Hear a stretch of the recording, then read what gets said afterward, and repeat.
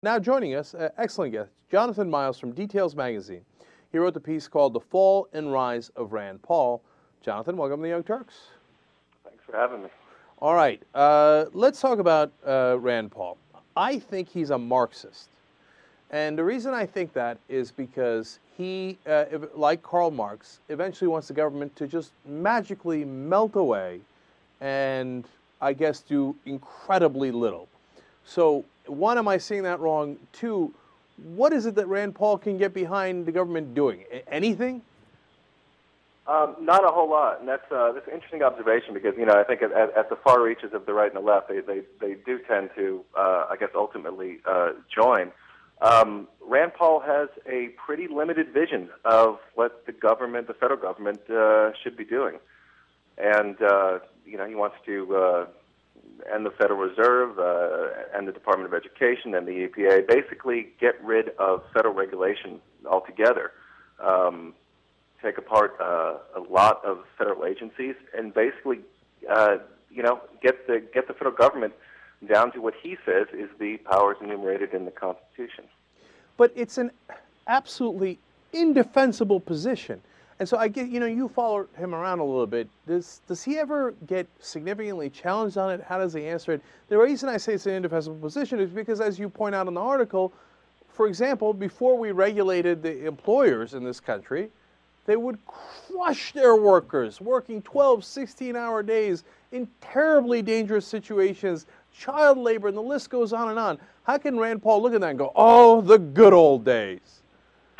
Yeah, it was actually one of the interesting sort of ironies of the time that I spent with him in early May is I followed him to Harlan, Kentucky, where he gave a speech at the Harlan Civic Center where he talked about the Big Branch mine disaster.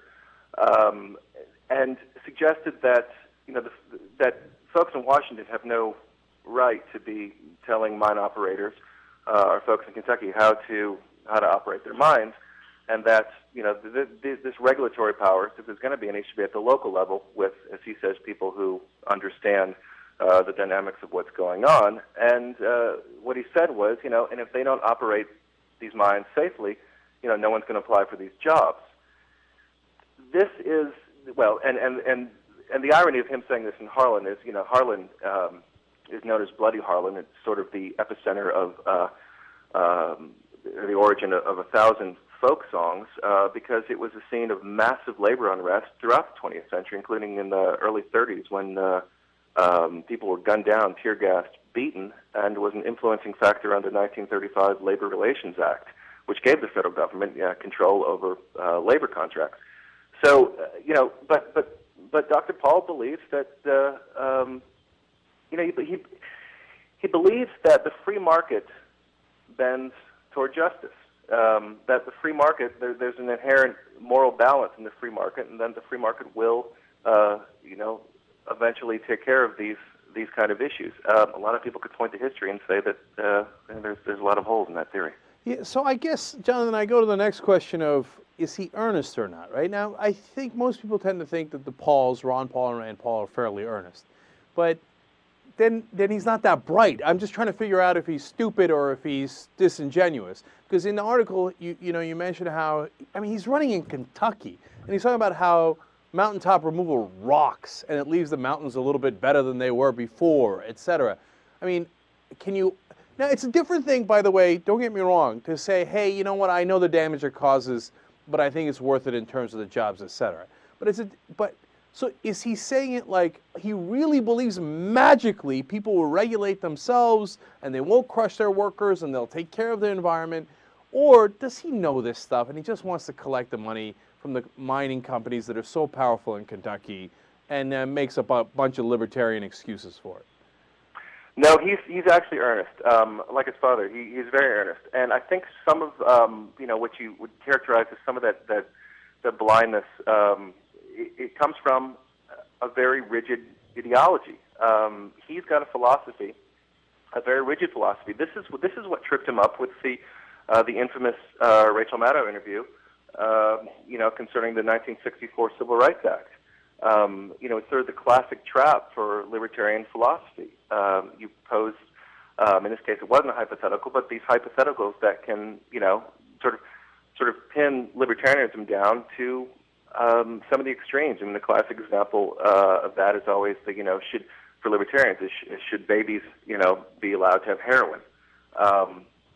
If you take libertarian philosophy to an extreme, then the answer is yes. And so, it's where do you sort of draw these lines? And Dr. Paul, does come from that libertarian mindset. And so, when he enters this, it is as an earnest, libertarian, or as he defines himself, libertarian-leaning conservative. But he is earnest. We're talking to Jonathon Miles. He wrote the piece, "The Fall and Rise of Rand Paul" for Details magazine. Jonathon, when he says that the free market will magically work itself out, he's basically saying we don't need refs, we don't need cops on the beat, and the government is the refs and the cops to check on companies in corporate America and multinational corporations. Isn't that the same as saying we don't need cops in the real world because, don't worry, people will magically not rob each other or hurt each other, even if there are no cops? To some degree, yes. And, he has said as recently as 2008 that he doesn't believe that nonviolent crimes, that anything nonviolent should be illegal. And this, again, is where the free market will take care of this. So, yeah, he does believe that. It's all right. So now, having said all of that, to me, he's better than the average Republican. And the reason is he's at least consistent. And that goes to your point about him being earnest. So when he says, hey, we have to control the deficit, he's not playing games to just protect the bankers and the military-industrial complex. No, he doesn't want to give bailouts to the bankers, and he doesn't think we should be in all those wars, and et cetera. So might he be an interesting vote that actually, in some ways, help progressives on some issues? Absolutely, he is, and this is why he's drawing both this fascination and a lot of broad support. I mean, you see this support, and you saw this with his father, with Ron Paul. This very fervent support in what Ron Paul calls, the 15 to 20 demographic, with young people. So, in some ways, he is more aligned with a progressive viewpoint. I mean, he's an anti-corporatist. He doesn't believe that we should be giving subsidies to corporations. And as far as drug laws, for instance, he doesn't believe. He's not really saying this right now, but he said in the past that he doesn't believe the federal government should be waging its war on drugs. So there are a few issues where he is. I mean, he also wants to, as far as foreign policy, get us out of the, I believe it's 750 or more, bases that we have around the world. One of the second interviews he did after he announced his campaign was I believe it's called Peace Radio, but sort of a pacifist radio show. So, he is not your cookie cutter Republican, and in fact, he kind of holds his nose campaigning as Republican, and Republicans are certainly holding their noses with their support for him. And as you mentioned in the article, he actually started on Rachel Maddow's show to begin with, before he got into trouble the second time around. So yeah. Now, let me take that logic one step further. And of course, Rand Paul is running for Senate in Kentucky, and he's already won the Republican primary.